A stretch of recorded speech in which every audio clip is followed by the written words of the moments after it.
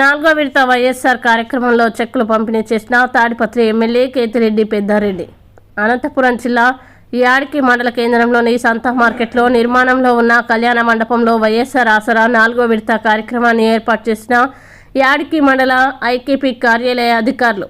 ఈ కార్యక్రమానికి ముఖ్య అతిథులుగా తాడిపత్రి వైఎస్ఆర్సీపీ ఎమ్మెల్యే కేతిరెడ్డి పెద్దారెడ్డి, యాడికి మండల ఎంపీపీ బొంబాయి ఉమాదేవి హాజరయ్యారు.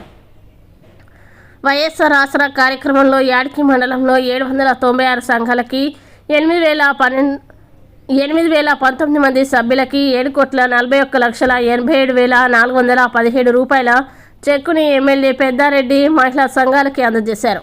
అనంతరం సభని ఉద్దేశించి మాట్లాడుతూ వైఎస్ జగన్మోహన్ రెడ్డి చెప్పిన మాట ప్రకారం అక్క చెల్లెమ్మలకి రుణమాఫీలు అందజేశారని, రాబో ఎన్నికల్లో మళ్ళీ జగన్మోహన్ రెడ్డిని సీఎం చేయాలని, తాడిపత్రి నియోజకవర్గంలో వైఎస్ఆర్సీపీని గెలిపించాలని మహిళలకి తెలిపారు.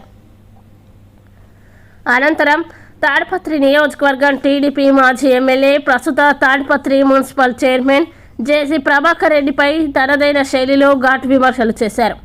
ఈ కార్యక్రమంలో యాడికి మండల వైఎస్ఆర్సీపీ కన్వీనర్ బొంబాయి రమేష్ నాయుడు, మండల నాయకులు బ్రహ్మానందరెడ్డి, వెంకట్రామిరెడ్డి, యాడికి గ్రామ సర్పంచ్ పండు అనురాధ, ఉప సర్పంచ్ కాసా చంద్రమోహన్, మండల ఎంపీటీసీలు, వార్డు మెంబర్లు, నాయకులు, కార్యకర్తలు పెద్ద ఎత్తున పాల్గొన్నారు. చెప్పిన మాట ప్రకారం మీకు ఆసరాలో 4 విడతలుగా మీకు డబ్బు ఇవ్వడం జరిగింది. ప్రతి ఒక్కరికి కూడా గత ప్రభుత్వానికి ఈ ప్రభుత్వానికి కూడా తేడా కూడా అంటే గతంలో చంద్రబాబు నాయుడు మీకు హామీ ఇచ్చి కూడా డాక్రా రుణాలు తీసేయలేదు. ఈ ప్రభుత్వం వచ్చినాక జగన్మోహన్ రెడ్డి గారు వచ్చిన తర్వాత ఈ మండలానికి సంబంధించి ఆసరా కూడా 29,67,49,668 రూపాయలు అక్షరానికి యాడికి మండలంలో ఉండేటువంటి అక్కశ్యాములమ్మలకు అందరికీ కూడా అందిందని కూడా ఈ సభాపూర్వకంగా మీకు అందరికీ తెలియదు. ఇవన్నీ జగన్మోహన్ రెడ్డి వచ్చిన తర్వాతనే మన జీవుల సైడ్ కూడా మారింది. ఎందుకు చెప్తున్నా అంటే అనేక పథకాలు ఆయన హామీ ఇచ్చిన దానికన్నా ఒక అడుగు ముందుకేస్తే ఈ డబ్బులు జరిగింది. అమ్మఒడి కావచ్చు, విద్యా దీవెన, వసతి దీవెన, ఈ విధంగా అనేక పథకాలు మీకు ఇచ్చి ప్రతి ఒక్కరూ ఇంతకుముందు గవర్నమెంట్ స్కూల్ వదిలేసి ప్రైవేట్ స్కూళ్ళలో చెప్పుకునే పరిస్థితి ఉండేది. చాలా మంది మధ్యలోనే వాళ్ళ పిల్లలు చదువు మానిపించి పొలాల పనికి తోడుగా మించిపోయేవారు. ఈరోజు ఆ పరిస్థితి నుండి మన ఎలిమెంటరీ స్కూల్లోనే డిజిటల్ క్లాసెస్ వచ్చినాయి.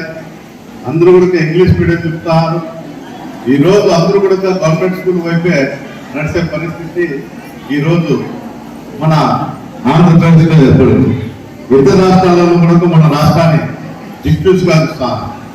అంటే ఈ రాష్ట్రంలో ప్రజలు ఎంతో సంతోషంగా ఉన్నారు. ఇన్ని పథకాలు ఇస్తున్నారు గవర్నమెంట్ అంటే ఎప్పుడు లేని విధంగా. అంటే గత ప్రభుత్వంలో కూడా అవకాశం ఇస్తుంది, ఉన్నా కూడా ప్రజలను దృష్టిలో పెట్టుకోలే. అంటే మేము ఏదైనా కానీ ఎలక్షన్లప్పుడు మేము చెప్తే అది నమ్మి మా సైడ్ వచ్చి మాకు ఓటు వేస్తారు, మేము అధికారం చేజిక్కించుకుంటామనే ఒక ఆలోచనతో జగన్మోహన్ రెడ్డి గారు అట్లా ఆలోచన చేయలే. రాష్ట్రంలో ఉన్నటువంటి ప్రజలందరూ కూడా బాగుంటారా, పార్టీలు ఖచ్చితంగానే పథకాలు ఇచ్చినారు. ఇప్పుడు ఇక్కడికి ఇంతమంది వచ్చినారు. దీంట్లో అన్ని పార్టీలకు సంబంధించినట్టు ఉంటారు, అందరు అన్ని కులాలకు సంబంధించిన వాళ్ళు ఉంటారు. కానీ అవి చూడలే. ఆయన ఎవరికి చూడకోకుండా కులమతాలు కానీ పార్టీలు కానీ చూడకోకుండా ప్రతి పథకంలో అర్హులైన వారికి అందరికీ కూడా పథకాలు అందించడం జరిగింది. అందువల్ల దయచేసి మీకు అందరికీ చెప్తున్నాను, ఇప్పుడు తెలుగుదేశం నాయకులు కూడా ఇళ్ల దగ్గరికి వస్తాను. బాబు భవిష్యత్తు గ్యారెంటీ బాబుకే కాదు సూర్తి ఇచ్చిన కాదు బయటకు వచ్చాయి. ఇంకా మన భవిష్యత్తుకి ఎవరు సూర్తి ఇచ్చారు. అదే పనిగానే మన దేశీ ప్రభాకర్ రెడ్డి గారు, అస్మిత్ రెడ్డి గారు కూడా 50 కేసులలో దొంగలారీలు దొంగిలించి చేసి లోపలికి వస్తే ఇక్కడ ఉన్నటువంటి కొంతమంది నాయకులు సూర్తి ఇచ్చే తప్ప బయటకు వచ్చే పరిస్థితి లేదు. అంటే మనకు ఎప్పుడన్నా కానీ వాళ్ళు నేర్పేదామంటే వాళ్ళు దొంగలుగా చిత్రీకరించక ముందంతా గ్రామాలలో కక్షలు పెట్టి వాళ్ళ ఇంటి దగ్గర కాపులా పెట్టుకొని గ్రామాలను ఇబ్బంది పెట్టే పరిస్థితి ఆ రోజు ఉన్నది. ఆ రోజు నుండి ఎవరు కూడా చేతి ఎత్తి చూపించేవాళ్ళు కాదు. మీ గ్రామంలో ఫ్యాక్టరీ పెడితే ఏమన్నా మాకు కొట్లాడు పెట్టినా ఎస్ఐకి చెప్పి రాజీ చేస్తే పోతుందంటే అవతల ఇల్లు లేదమ్మా అని చెప్తారు. ఏంటి చెప్తానంటే ఆర్థికంగా మనం బాగలేకపోతే ఏ ఒక్కరైనా కానీ అది మీరు కావచ్చు, నేను కావచ్చు, తప్పుడు ఆలోచన వస్తుంది. ఏ నాయకుడు ఎవరో చెప్తే గ్రామాల్లో కక్షలకు ఏర్పడేదానికి అవకాశం ఉంటుంది. కాబట్టి ఆ అవకాశాన్ని నాయకుడు వాడుకొని గతంలో ఎక్కడ చూసినా కూడా కక్షలు కాకుండా వాళ్ళేమో గ్రామంలోకి వచ్చేది రసమండలంలో కూర్చుండేది 4 మాటలు చెప్పేది. ఏ రోజు మీ ఇంటి దగ్గరకు వచ్చి ఓట్లు అడిగిన పాపాన్ని గుర్తుకోలేదు. ఈ ప్రభుత్వం జగన్మోహన్ రెడ్డి గారు వచ్చినాక నేను ఇక్కడ ఎమ్మెల్యే అయిన తర్వాతనే వాళ్ళ గ్రామాల వైపు చూస్తాను, మిమ్మల్ని ఓట్లు అడిగేదానికి ప్రయత్నం చేస్తాను. ఈ మధ్యకాలంలో బస్ యాత్ర పెట్టాడు కానీ బస్సు మాత్రం కాదు, వాళ్ళ కాదు మాత్రం కాదు. ఆ మాత్రం ఇవాళ నడుచుకుంటూ వస్తారు. ఎవరిని ప్రజలు అయితే మాట్లాడు నమస్కారం పెడతారు. ఎవరైనా కానీ ఏదైనా అడిగిననుకో ఇంత మంచి చీర కట్టుకున్నావు, ఇంత మంచిగా ఉన్నావు, నీకేటికి పక్కాలు, నీకేటికి కావాలి అవసరము అని ఏదో ఒకటి మాట్లాడిపోతారు. అంటే మనుషులను అతను మనుషులుగా చూసే పరిస్థితి ఈ రోజు కూడా రాలేదు. అతను ఒకసారి ఓడిపోయినాడు, పశ్చాత్తాపం పడాలి ఎవరైనా కానీ. అది నేను కానీ మీరు కానీ తప్పు చేసినప్పుడు పశ్చాత్తాపం అనేది ఉంటుంది. పశ్చాత్తాపం పడినప్పుడే మనిషి జీవితానికి కూడా వస్తుంది. అతనిలో ఓడిపోయినప్పుడు ఆ పశ్చాత్తాపం లేదు. గ్రామాలకు వచ్చి ఎవరినో తిప్పంది కానీ ఆ ఊరు నాకు పెట్టుకోడు. ఏంటంటే అతనికి అలవాటు అయిపోయింది. తిట్టకోకుండా ఏమన్నా అనుకుంటారేమో అని. ప్రభావం వచ్చినాడు మా ముందు ఏం మాట్లాడలే, బాబు ఆయన నవ్వుతా పోయినాడు అనుకుంటారేమో అని అతనికి పెద్ద బాధ. గ్రామంలో మంచిగా పోతే బాధ. ఎవరికన్నా కానీ అతను తిట్టండి. ఈ మండలంలో అయితే నాకు తెలిసి 2 ముక్కలన్నా తిట్టింటారు. పోయి నేను కొప్పులు అయితే వాళ్ళ కార్యకర్తలే తిట్టాడు. అట్లా అతనికి భేదాలు లేవు. అంటే ప్రతిపక్షం లేదు, ప్రజలు కానీ వాళ్ళ నాయకులు కానీ ఎవరిని కూడా అతని భేదాభిప్రాయాలు అయితే పెట్టాడు. ఇక్కడ కూడా వస్తాడు. మీకు అందరికీ తెలిసింటుంది. ఈ కూడా అందరినీ పిలిచి చెప్తారు. ఇవాళంతా కొంతమంది ఉంటే కన్నా మీరు ఈయన చూసుకొని తెచ్చుకోండి అని చెప్తారు. ఎవరినో పోతుంటారు. అతను తాగుపోతున్నాం, ఇంకోళ్ళని చూసి పనికి వాళ్ళని చూసి ఇక్కడ ఉన్నటువంటి వాళ్ళని చూపించి ఇద్దరు చూసి నేర్చుకోండి, ఇద్దరు చూసి నేర్చుకుంటే సరిపోతుందండి.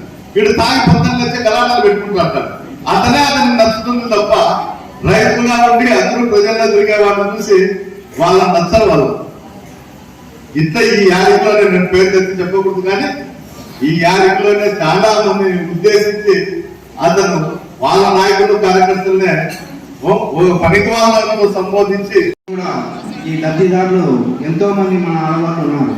కాబట్టి ప్రతి ఒక్కరు ఇబ్బందులు పడుకుంటూ ఉండే టైంలో ఆ రోజు మన చంద్రబాబు నాయుడు చెప్పారు, అక్క చెల్లెళ్లకు రుణమాఫీ చేపిస్తాను, అదేవిధంగా డాక్రా రుణాలు మాఫీ చేపిస్తాను. మీకు 6 నెలల ముందు చెప్పుకుంటా ఎలక్షన్ క్యాంపింగ్లోనే చెప్పుకుంటా ఎవరు కూడా కట్టద్దని కూడా చెప్పారు. అది కట్టద్దని చెప్పుకోకపోయినప్పుడు కూడా మీరందరూ ఏదే విధంగా కష్టపడి పని చేసి కూడా మీరు కట్టుకుంటే వాళ్ళు. మేము ధర్నాలు చేసినప్పుడు కూడా ఆ రోజు ఎవరే కానీ ముందుకు వచ్చి బ్యాంకు మెడికల్ ఎక్కినది కూడా లేదు. మీకు ఆ రోజు చంద్రబాబు నాయుడు చెప్పిన ఆ రుణమాఫీలన్నీ కూడా ఒక్కటి కూడా చేయలేకపోయినాడు. అదేవిధంగా రైతు రుణమాఫీ కూడా చెప్పాడు. ఈ 2 చేయలేని పరిస్థితులలో అతను ఇప్పుడు కాదు ఎప్పుడు సీఎం అయ్యే అవకాశాలు లేవు.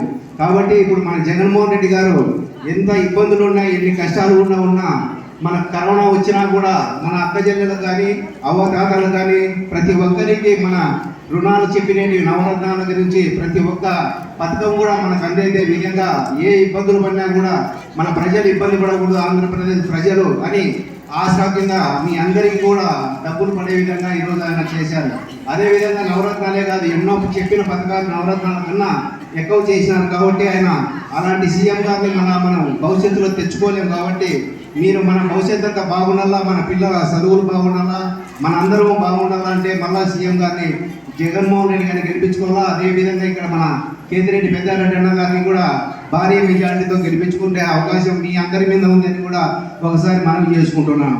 ఎందుకంటే అక్క చెల్లెలు మనకందరినీ ఆయన సొంత చెల్లెలుగా చూసుకుంటున్నాడు. కాబట్టి ఈరోజు ఏ పార్టీలో ఉండొచ్చు మనం, కానీ మనకు ఆయన మనకి ఇన్ని పథకాలు అందజేసినప్పుడు ఆయనను కూడా మన గుర్తింపు చేసుకొని మళ్ళా సీఎం చేయాల్సిన అవకాశం ఉంది. కాబట్టి మీరందరూ కూడా అక్కజల్లందరూ కూడా ఏ పార్టీలో కొంతమంది ఉండొచ్చు, కానీ వాళ్ళు కూడా మనకు ఇంట్లో కూడా మన భర్త ఏదైనా కానీ తప్పు చేసి మనం దండించే అవకాశాలు ఉన్నాయి. కాబట్టి పార్టీలో మనకు మంచి చేసిన వాళ్ళని గుర్తించుకొని ఈరోజు మీరందరూ కూడా వైఎస్ఆర్ జగన్ పార్టీని గెలిపించాలా, ఫ్యాన్ గుర్తు కూడా మీరు వేసి ప్రతి ఒక్కరు కూడా చెప్పి కూడా వేయించాలని ఆశిస్తున్నాం. అదేవిధంగా ఆయన అప్పుడు మన పాదయాత్ర చేసినప్పుడు అక్కజల్లమ్మల బాధలు, అవ్వాతాతల బాధలు, పింఛన్లు అయితేనేమి ఏ విధంగా కూడా మనకు రాని పరిస్థితుల్లో ఉన్నాయి. ఆ రోజు నాయకులు ఏదో విధంగా చెప్తా అంటే ఆ విధంగా అధికారులు కూడా పనిచేసేటోళ్ళు. ఈరోజు నాయకులకు ఏం సంబంధం లేకుండా డైరెక్ట్ మీ అకౌంట్లో పడేటట్లు జగన్మోహన్ రెడ్డి గారు చేశారు. కాబట్టి అవన్నీ కూడా మీరందరూ ఆలోచించుకొని ఒకసారి మంచి ప్రభుత్వాన్ని మళ్ళీ మీరు